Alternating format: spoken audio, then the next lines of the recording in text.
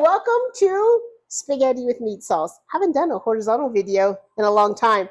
They're really hard to do on the boat. But I'm here. It's easier to do here. And I want to use the Dutch oven. You know how much I love it. Now, let's get into it. There's a lot of different kind of red sauces out there. There's ragouts and bolognese and marinaras and, you know, like that Sunday gravy that the Italians call it. They cook their meatballs in. This is just what I think of as spaghetti with meat sauce, and it's super easy to do. We're gonna get into this. I'm heating up over here, so I'm kind of hedging, waiting on that to heat up. I am doing this. I have 1 pound of Italian sausage and 1 pound of ground beef.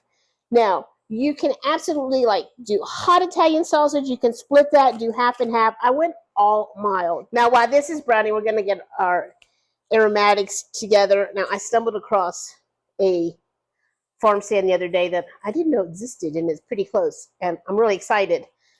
Fresh local produce. Now, I like to grate my onion and carrot and garlic for this sauce because I really just want them to melt into the sauce and not be chunks in the sauce. So I'm going to grate 1 small to medium onion, and then I'm also going to grate about 2 carrots or 1 large carrot. And the carrot here really adds a lot of depth and sweetness to your sauce. Woo, my eyes are watering. That fresh onion, fresh from the ground that hasn't been sitting in cold storage, is packing a bit of a punch. All right, so that onion really made me cry. I have to wipe the tears from my eyes. Now, our meat is cooked, and I'm going to remove it with a slotted spoon. And depending on how lean your meat was, you might have enough, or you might have to add a little extra virgin olive oil. All right, so here we go. I am definitely needing to add about a tablespoon of my extra virgin olive oil in there.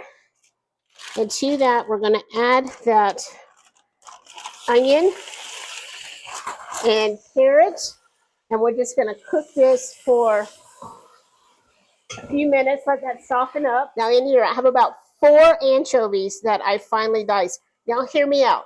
You are not going to see these. You are not going to taste these. These are going to melt into that sauce, and they're just going to provide so much body and taste and umami. I never make any kind of ragu or any kind of red sauce without anchovies in it.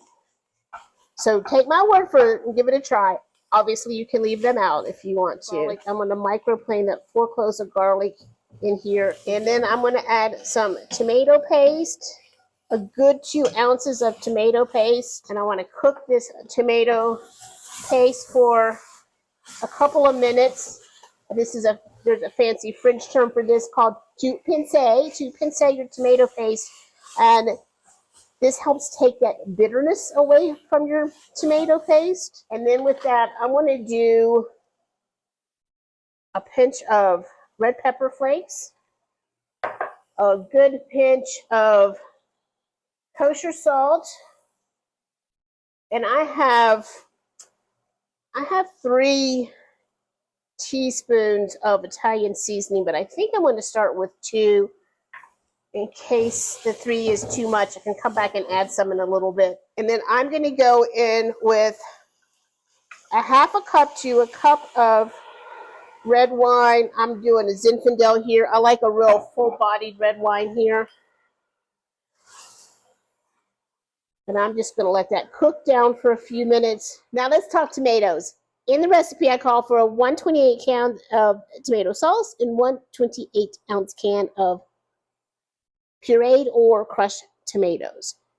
This is not someplace you want to do your whole tomatoes because we're not going to puree this. And again, talking tomatoes, pick a brand. The only ingredient is tomatoes, or in some cases, tomatoes and sea salt. Today, what I'm going to use is, I don't know if you saw the video, but the other day I did a video on how to make tomato sauce with fresh garden tomatoes.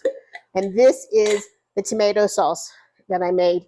And the reason it's not super red is because some of those tomatoes, or probably a good half of those tomatoes, or yellow. So I have 1.5 quarts here, which is probably going to equal, it's going to be pretty close to what those two 28-ounce cans would have been. So I'm going to do about 2 tablespoons of my pure cane sugar here. And the sugar is really helpful. You really kind of need that balance with the sugar. And then I have the rind from a block of Parmesan cheese. And I just kind of dice that up. I'm going to put that in there and let that melt into the sauce. So I'm going to rinse these out with a little red wine. Get all of that goodness. I'm thinking, what am I missing anything? I think I have everything. Oh, I know what I want to add. So we have some fresh basil here. Now I'm just going to plop this in there whole like this, on the stem if possible, because after this cooks, we're going to lift it out. We're not going to leave it in there. It's a little early to taste. I really want this to cook for a little bit, but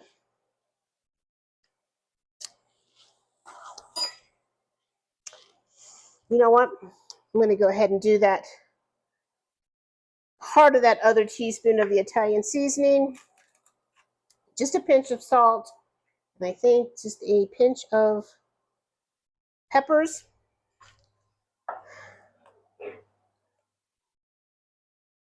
And then I'm going to add all of that meat back in there. Now, if you have a screen, put a screen over this. It's going to splatter. I'm just going to prop the top on mine here. And a minimum of 30 minutes. And the reason that minimum of 30 minutes is it takes 30 minutes if you're using canned tomatoes for that tangy taste to come out of your tomatoes. So that's why I want you to go for at least 30 minutes. I am going to let mine go for an hour. So we don't want a hard boil on this. We just want a nice gentle simmer. That is amazing. So delicious. I can't wait. I love a good spaghetti dinner. So I like to serve mine with the spaghetti on one bowl and the sauce in another bowl, and let people put how much sauce they want when they're building their plate. And I know sometimes people will say, because you don't want your spaghetti to stick, to do butter or to do oil, but I don't like to do that because then you're just my oven getting ready for my garlic bread. So I don't like to do that because you coat your pasta in oil, then the sauce is just going to slide right off. And we want it to absorb the sauce. So I will do a couple spoonfuls of my spaghetti sauce and toss it. That way it won't stick together and it will start absorbing that sauce and be even tastier. I'm going to set the table for dinner. I'm going to get my sauce in a bowl. I've got Caesar salad. I got some bread, throw it in the oven really quick, and we're going to have a nice spaghetti dinner tonight. Hope that you enjoyed this sauce. Hope you make it. If you do, make sure you send me a picture. I'll see everybody later. Bye.